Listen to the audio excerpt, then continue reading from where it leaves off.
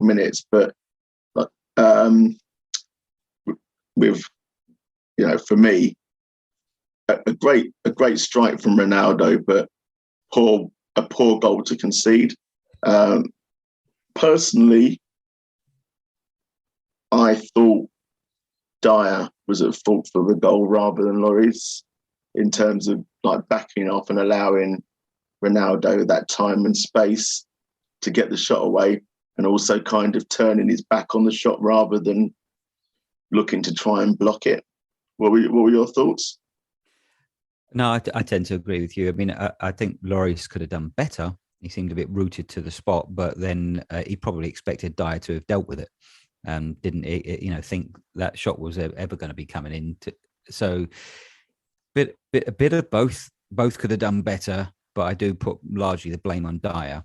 But it was a fantastic shot. It was a rocket of a shot, but really he shouldn't have been allowed to get that away. I mean, nobody was on him. Nobody was closing him down. But could you see? I mean, in the build-up, could you see the goal coming? Because as I think when as the ball came in, you saw Fred make the move, and as the ball came into him, you saw Ronaldo just dropping off.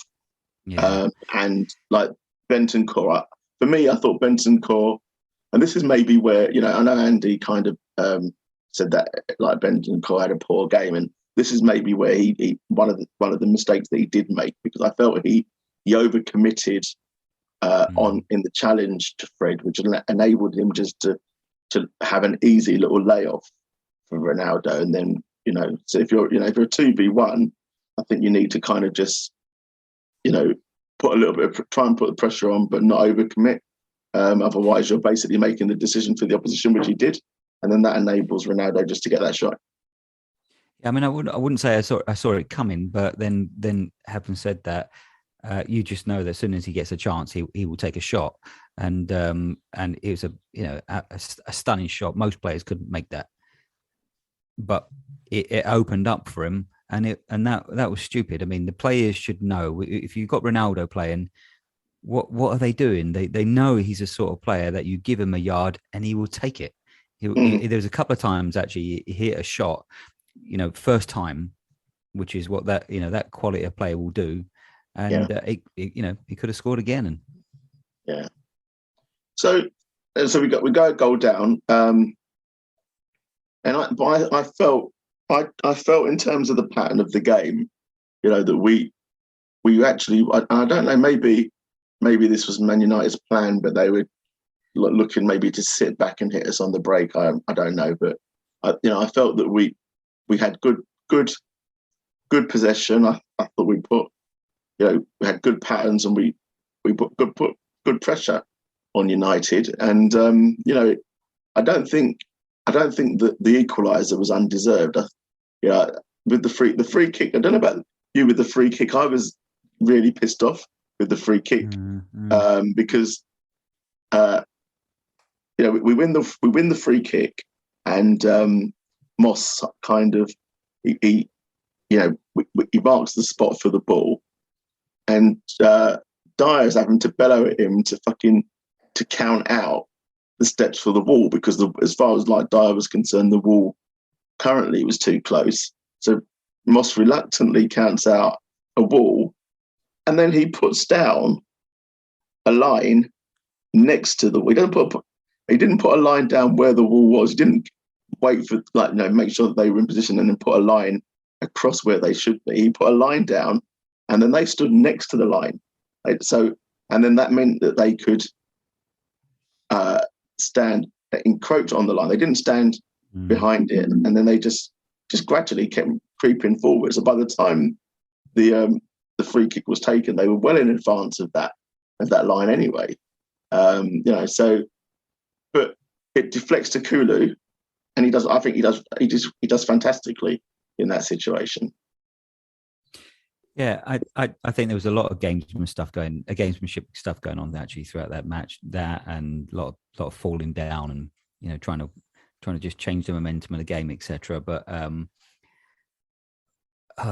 wish we had a player that could take a bloody free kick. We haven't got a player. Last time Dyer scored one was 3 years ago, God knows when it was for Kane. We just don't have a player that can take a damn free kick, and it's why hasn't that been addressed?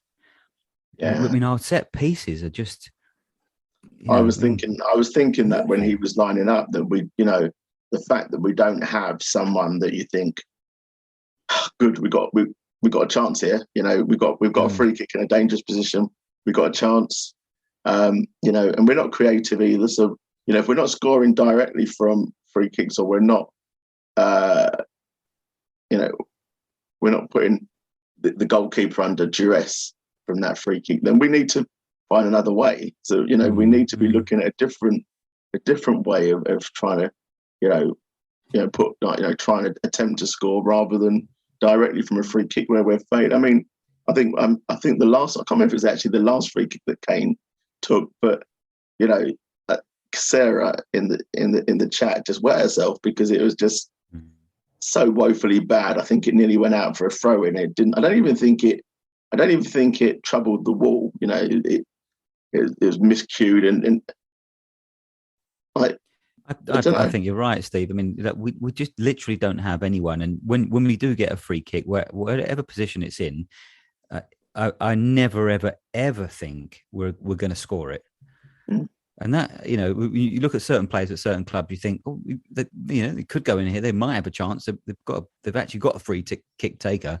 We don't. So at least if we don't have a free kick taker, as you say, then find another solution. Knock it out wide and then find a way around the wall or something. But it's we don't seem to be practicing it. But it's not just this manager; it's just several managers. It's baffling, to be quite honest with you. And same as corners, and I don't know quite what it is. Obviously, it can't be a managerial thing. It has to be a player thing, because you can't have 3-4 managers all having the same sort of problem. Well, I think you'll find, over the course of this discussion, I think we're going to agree that more than just the free kicks are a player thing rather than a managerial thing. But anyway, so we win the penalty.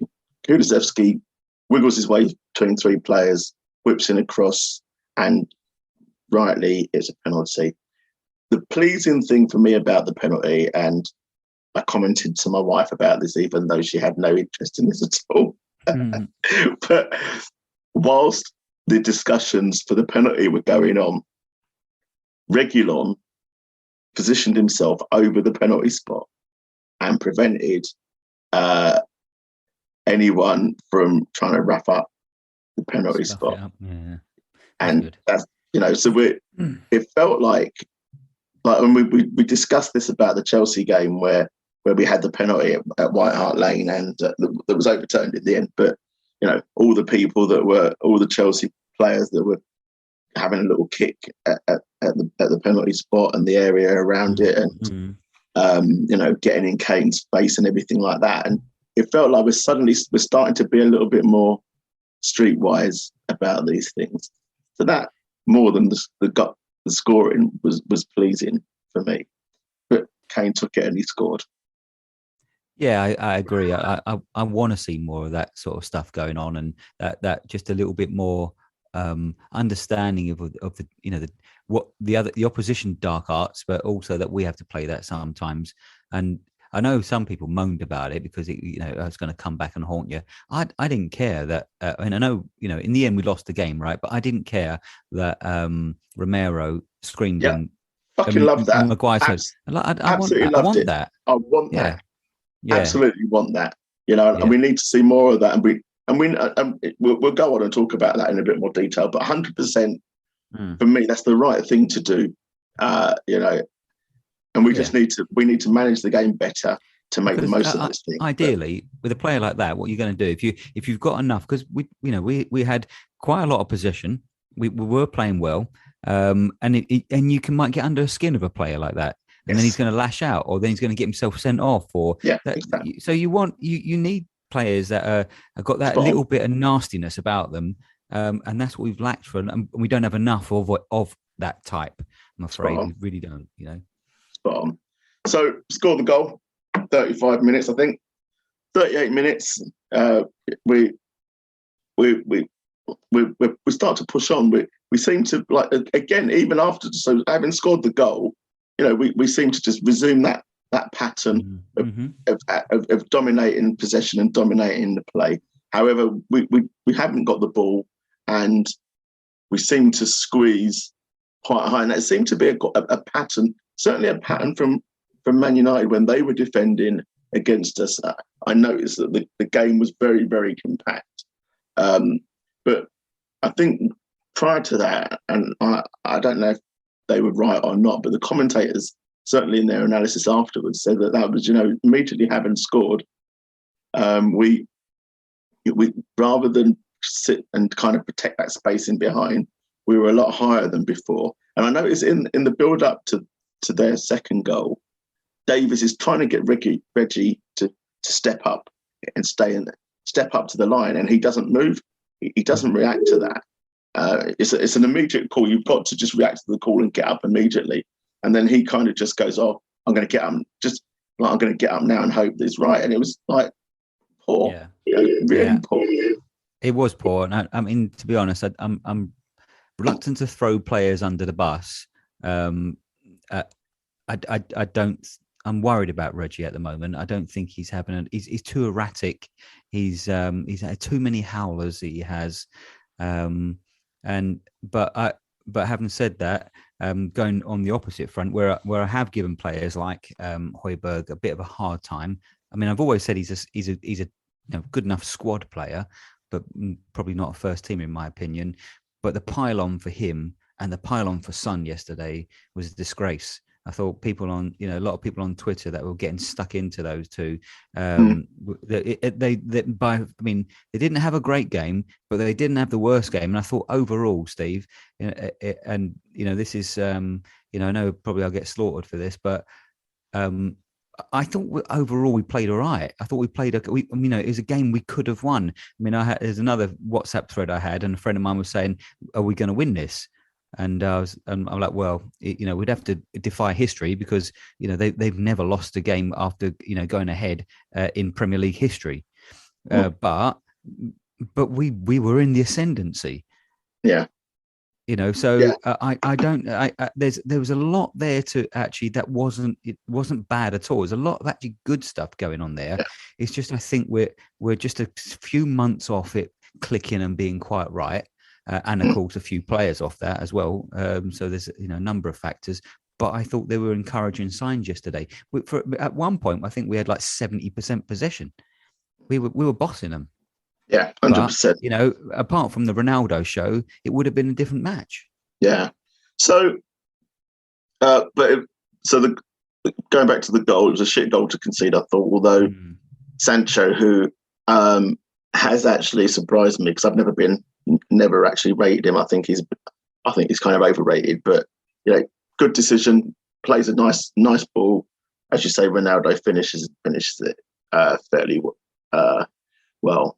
So we go into the second half, and you kind of think, well, maybe we've missed our chance. United are now 2-1 up. We've had a good first half, but we're a goal behind. But I thought, sorry, and maybe I'll get slaughtered, as you say, and maybe we'll be as a podcast where we thought of as being too fucking, I don't know. Too happy clappy. Too happy clappy, that's it. But I thought I thought in terms of possession and everything, I didn't feel that we were out of the game at 2-1 down at half time. And I felt that, that we still had a chance. And I thought we started the second half really well. Continued in the same light that we played in the first half, and it just seemed to, although the game just seemed to go on for quite a while in terms of, and without us getting that reward, but we did get the goal in the end, so I can't really remember the build up to it, but it was a Reggie